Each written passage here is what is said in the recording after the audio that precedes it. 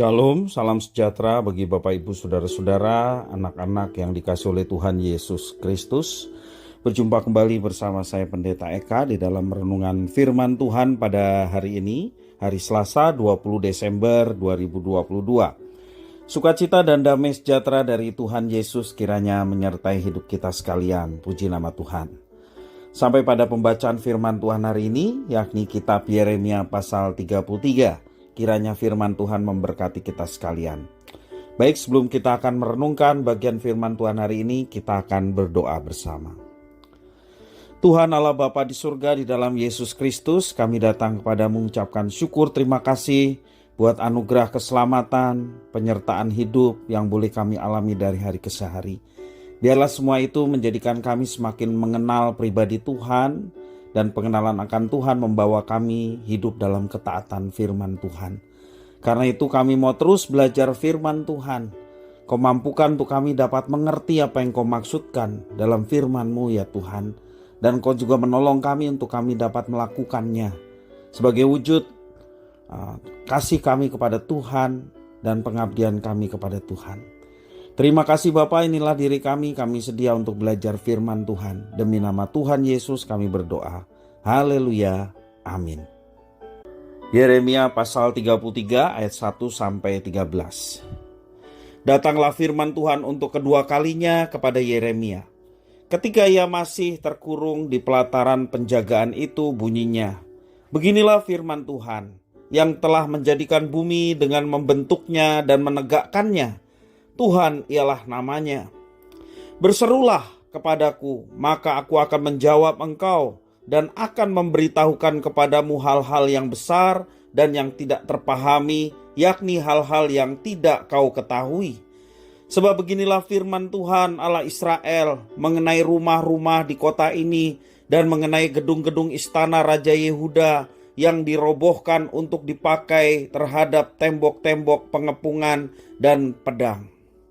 Orang akan masuk pertempuran melawan orang-orang Kasdim, dan kota ini akan penuh dengan bangkai-bangkai manusia yang telah kupukul mati karena murkaku dan kehangatan amarahku.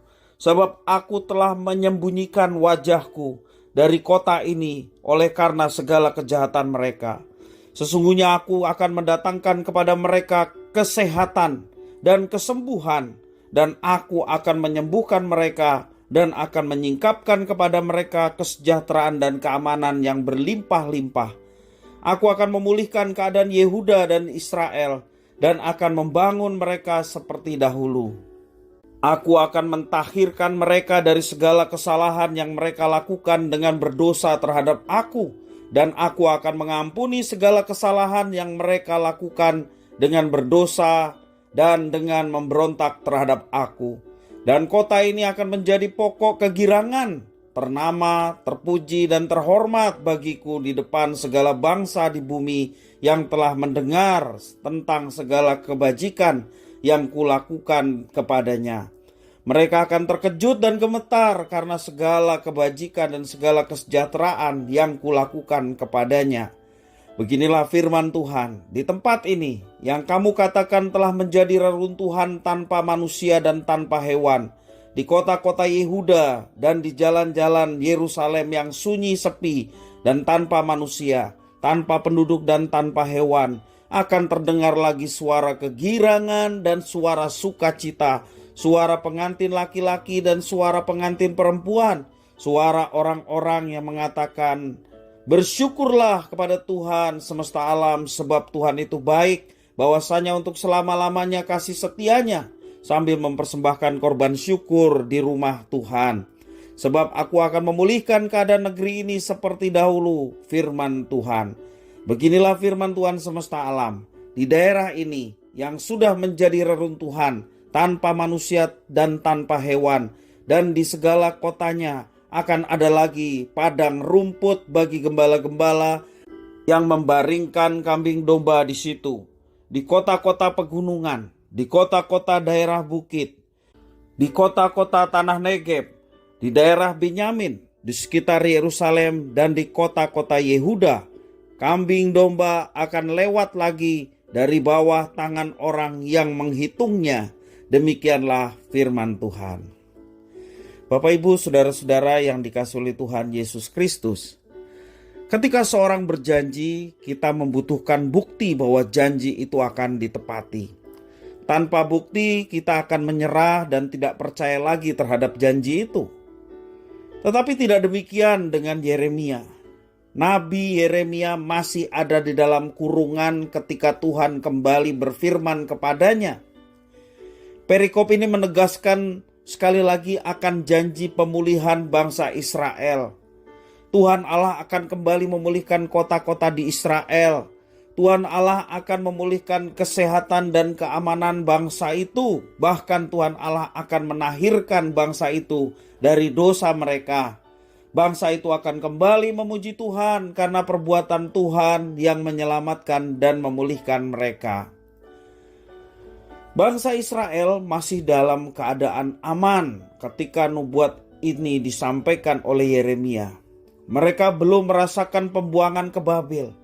Tetapi Tuhan telah menyatakan janjinya 2 kali untuk menunjukkan betapa Tuhan mengasihi umatnya. Dalam penghukuman Tuhan Allah terlihat akan kasih dan anugerahnya. Tuhan menginginkan kehidupan yang penuh berkat bagi umatnya.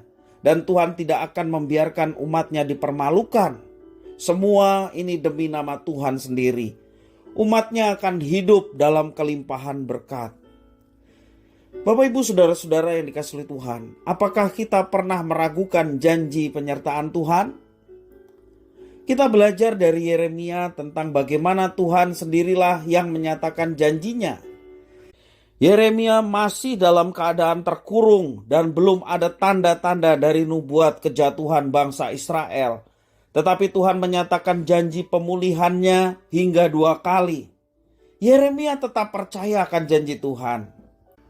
Bapak, Ibu, saudara-saudara yang dikasihi oleh Tuhan, di dalam hal apa kita membutuhkan janji penyertaan Tuhan saat ini? Apa yang akan membuat kita yakin? Firman Tuhan bagi kita hari ini mengingatkan bahwa keyakinan kita pada janji penyertaan Tuhan bukan didasarkan pada bukti-bukti yang terlihat, tetapi pada Tuhan sendiri yang menyatakan janjinya. Mungkin kita belum melihat tanda-tanda apapun, bahkan kita masih berada dalam keadaan yang tidak pasti, keadaan susah, keadaan ada persoalan. Tetapi kita mau percaya setiap janji Tuhan pasti akan digenapi. Sebab Tuhan sendirilah yang menyatakan janjinya bagi kita sekalian. Bapak, Ibu, saudara-saudara yang dikasihi oleh Tuhan, tetap berpegang pada janji Tuhan.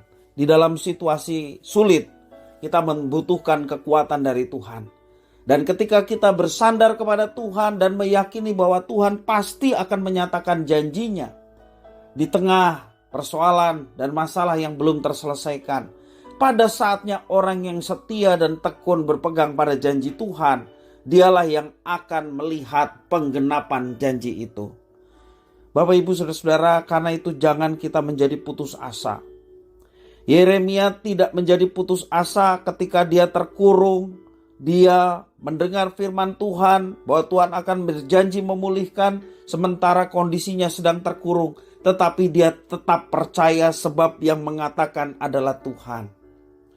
Bapak, Ibu, saudara-saudara, percaya tanpa bukti, inilah yang menjadi teladan bagi kita. Kita meyakini kalau Tuhan berjanji, pasti Dia akan menggenapi. Mari kita tetap setia bersama dengan Tuhan, alamilah dan lihatlah janji Tuhan yang akan digenapi dalam kehidupan kita.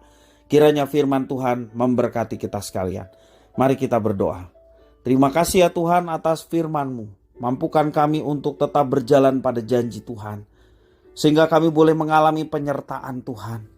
Bahkan kami mengalami mujizat Tuhan. Kami tidak mau berpaling pada yang lain. Dan tetap berpegang pada Tuhan.